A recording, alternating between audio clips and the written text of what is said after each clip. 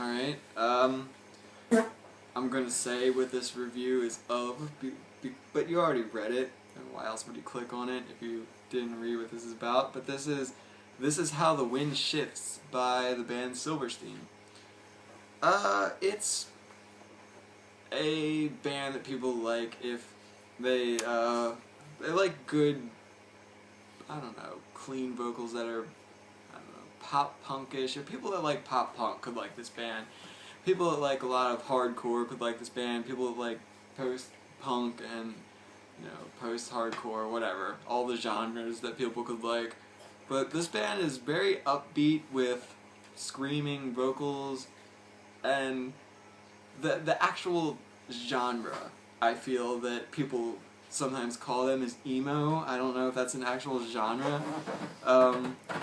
But basically, I would say they're kind of post-hardcore in a way. The album itself, if you've watched our halfway through the year #1 album, or albums, top albums, this is my #1 album. I haven't listened to it in a little while, mostly because the first half of the year I over-listened to it. Like for 6 months, this was a lot of what I listened to. So I've taken a bit of a break from it. I never really reviewed it. I don't know why. It just didn't come to mind whenever I was thinking reviews. It didn't come to mind. I already said that. This album, I have it on my phone here. All the songs and stuff, because I usually forget some of the names. It's very diverse, I feel, but it all sort of ties together in a way that can sometimes be a bit samey feeling. Some of the better songs, I feel, are definitely the first song that I heard from this album was Stand Amid the Roar, because the bassist from August Burns Red posted something about this song being really cool. The chorus, which is kind of a breakdown, I guess you could call it that, was really cool. I checked the song out and I liked it, and it was very cool. And that got me into the album. A couple other songs, like Massachusetts, mainly are the more metal-ish songs, you could say. Then some other songs, maybe Hide Your Secrets. That song reminds me of Simple Plan a little bit. At some parts, like the chorus mainly.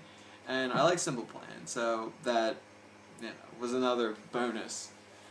What other songs do we have here? California, I think, is one of the best songs on the album. The chorus is one of those, I think every chorus on this album is a chorus that will stick in your head, that you won't easily forget.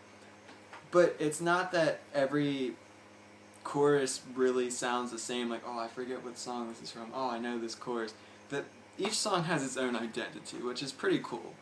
The album really centers around, I'm pretty sure the singer broke up with had a breakup with, I don't know, a long-term relationship.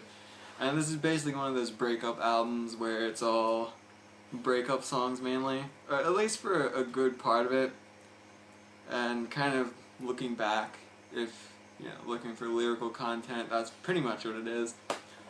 A couple of the songs are very short, like, they have a song here, 1:23, 1:16, 1:20, and I guess the last song is 2:27.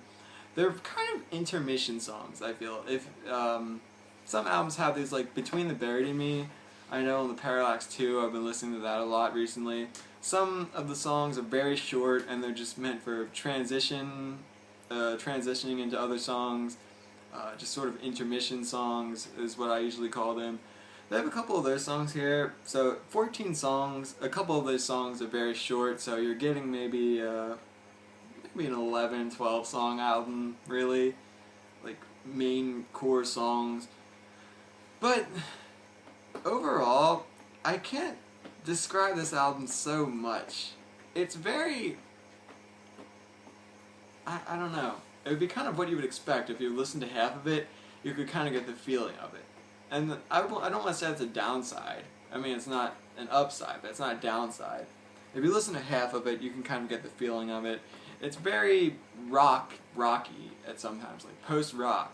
Sometimes it'll be very hardcore-ish. I know in Massachusetts there's sort of a breakdown-ish thing later in the song. It's very chord-based, and that's one of the reasons that brought me into this album. There's very chord-based songs. It's not all chords. I mean, there's riffage too, but it's very chord-based, I think. And that was one of my favorite things about this album. Mainly, what I love about this album most is it came, one of those albums that it comes to you at the right time in your life, and, it really speaks to you. It's probably one of the biggest things I like about this album. So, it's one of those albums that'll really kind of touch you, I suppose, if you're feeling it. But overall, the album, a chord-based band, I can't think of his name now. The singer. I can't think of his name for some reason now. I know it. Can't think of it. But he has some very excellent, I never know the difference, singing, clean singing, whatever you want to call it. He has a great voice. Like I said, I don't know, it's good. If you like bands like Simple Plan or something, you could like his singing.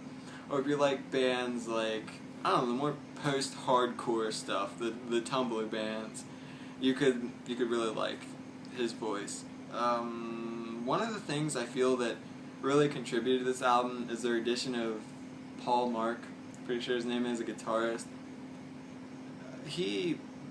I feel, I don't know, had quite a bit of an effect on this album compared to their older music.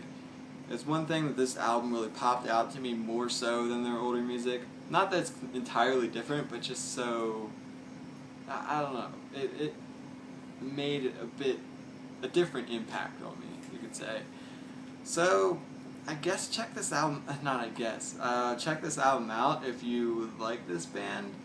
And if you want to give this band a chance, per se, then, I don't know, I guess you really do it. Expect a lot of chord-based songs, emotional songs about breakups, which is, I guess a core amount of this album is about that. Just touching stuff, you could say. Good screams, too. That's the one thing I forgot. Shane, that's his name, Shane. He has an incredible scream, too, aside of his singing. Like, you could hear in Massachusetts, one part of the song, his voice cracks a little bit or something. Something's a bit off-kilter, but it works perfectly. So, definitely check this album out if you, any type of genre of music that you're into, but they're a pretty big band. I'm sure that you've heard of them before, but give them a chance. This is How the Wind Shifts. They came out 2013, so it's relatively new. I think it came out like February, something like that. Check it out. Might be worth your time.